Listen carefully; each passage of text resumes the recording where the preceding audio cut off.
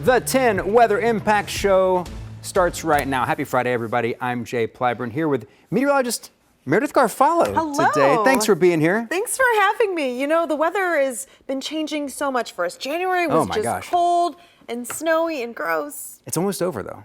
I know. This is the last day of January. Can you believe that? And you know, I think a lot of people today were happy because they needed their umbrellas. Well, except Tracy. Tracy liked the snow brush. We were talking about that. But a lot of people were happy to have their umbrellas instead of the ice scrapers this morning. It was kind of a nice change, and it was warmer out there this morning. So it was. Freezing rain's the worst, but we didn't deal with any of that today. Right. In fact, we did have some fog that was slowing some traffic down with visibilities going down near zero. But hey, can you believe it's the end of January? I'm okay with it. And the Groundhog's going to be popping up this weekend.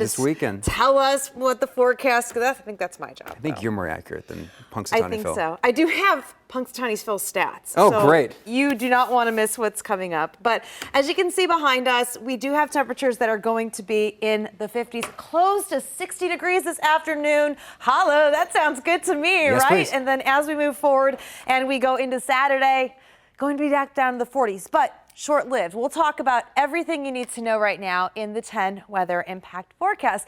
So thanks so much for choosing us here as we close out the work week and the month of January. The big headlines are we're going to see showers more isolated through the rest of the day, but those afternoon highs, as I showed you, we're going to be in the mid to upper 50s, and then the weekend actually going to be drying out for us. So if you were looking at washing your car, today's probably not the best day to do it, but if you do it tomorrow, you'll be in much better shape because we have another chance, as I'll show you, overnight. So as we go into the afternoon, I'll take the clock hour by hour. The further we go into the day, you can see some of the heavier rain will be places like Caldwell, up the I-77 corridor, Cambridge, Zanesville. This is going to be early afternoon, and we might have some heavier downpours at times, but I'm not really seeing any thunderstorm activity for us. And by 5 o'clock, the commute home, again, a few isolated showers in our northernmost counties, but really that's about it.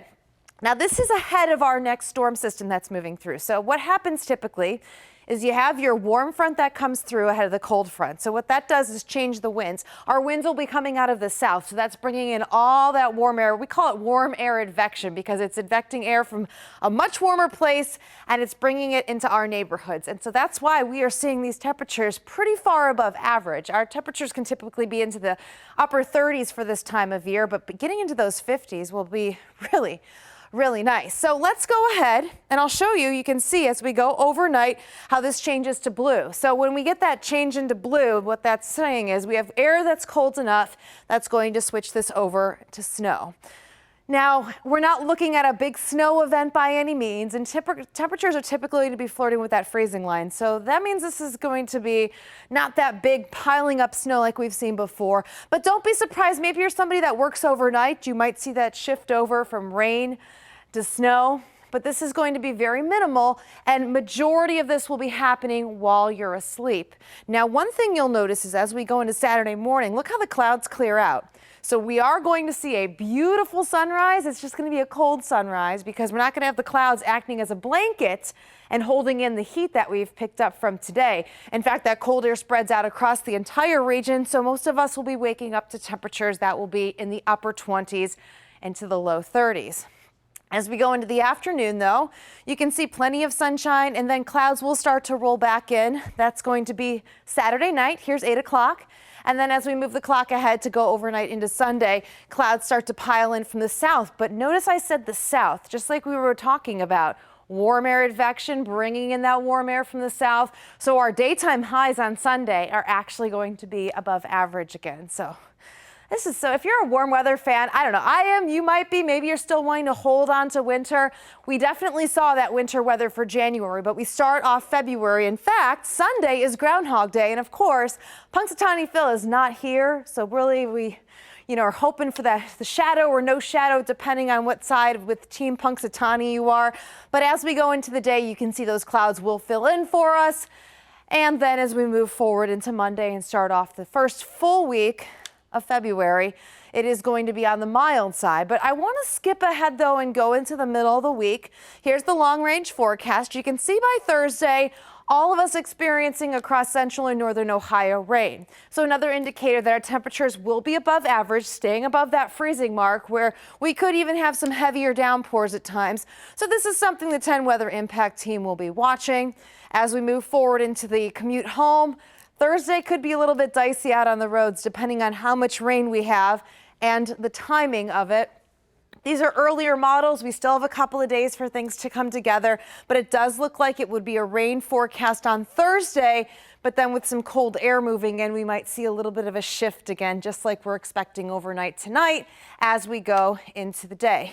Saturday, though, as we look ahead to next weekend, as that cold air starts to move back in again, that could switch any precip for us over to snow.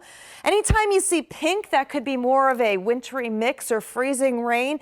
So definitely want to keep checking back with the 10 weather impact team. We'll give you updates on this because, again, we are still days out. The timing could change. The amount of cold air could change. This could be further north. We might just get all rain. So it's going to be something that we'll be monitoring very closely.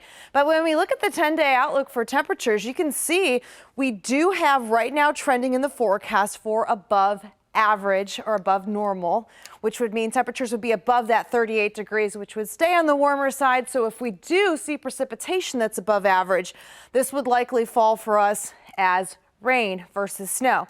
Now, this is not saying every single day is going to be above average or precipitation. It's showing the trend. And just like tomorrow, for example, will be on the chillier side. Sometimes we do get those little dips in between the storm systems as they move in. So for the rest of today, the forecast is looking fantastic. 57 degrees.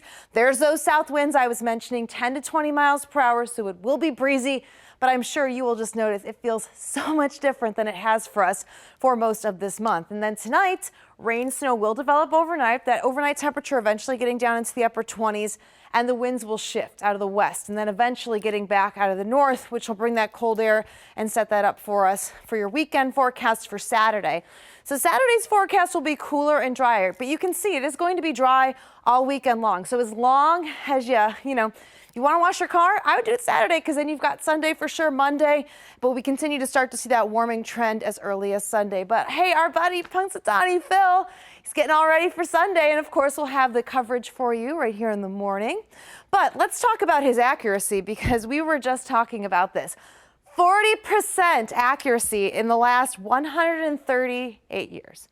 A coin flip is 50% accurate. So sorry, Phil, we might have to beat you out for this one. But I know we've been talking a lot about the forecast for how many days we are until spring. We're just a little bit over a month for that. But as we look at the extended forecast, you can see that we do dip down on Saturday. But by Sunday, by Monday, we'll be back into the 50s. And honestly, we stay with the above average temperatures all the way into the week. I mean, this is just, I don't want to say bizarre because it can happen, but Sure. It's just after such a cold, wintry January, I think it's refreshing for many people. It is refreshing for me to see the 40s and 50s on there, especially because it was so brutally cold just a couple weeks ago. And we've dealt with snow and we've dealt with ice. So we've rounded the corner. February's almost here. And yeah, you guys have a better track record than Punxsutawney Phil. Yeah. Now, is it if he sees his shadow, that is more winter ahead? I think so too. I know I should look, but it's like I've been not paying attention to Punxsutawney Phil. 40% over 130 some years. So, well, with that forecast that I just showed you, I mean, we could be looking at, a very less stretch of winter before we get to spring. But I mean, we get into mid-March, and that's technically when the official season begins, although meteorological spring begins on March 1st. the first of the month, yeah. So. I don't count that for the record. I know. I'm ready for the official, what is it, like March 20th, 21st? March 20th, yeah. Yeah, I'm ready for real spring and summer past that. I'm with you. I'm kind of done with the cold. We can embrace it. Right.